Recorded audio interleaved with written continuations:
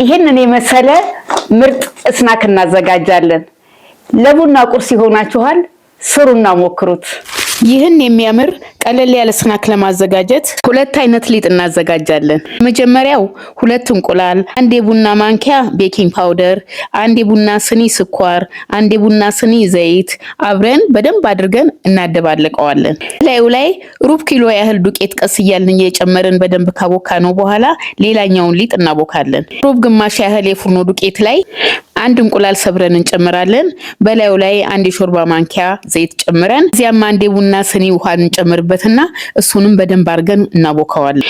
የተቦካውን ሊጥ ሁለት ቦታ እንከፍለውና በጣም በስሱ በሰፊው እንዳመጣዋለን። ከዚያ በመቀጠልም የመጀመሪያ ያቦካነውን ሊጥ ወፈር አድርገን እንዳመጣውና በስሱ ላይ እናስቀምጣለን።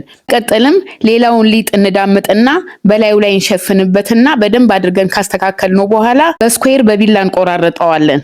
የተቆራረጠውን እጥፍ እናደርገውና ቅርጽ አውጥተንለት በጋለ ዘይት ላይ ጨምረን ቀላ እስከሚልልንና መልኩ እስከሚያምር ድረስ እናቆየውና እናወጣዋለን። በጣም አሪፍ ስናክ ነው። ስሩና ሞክሩት።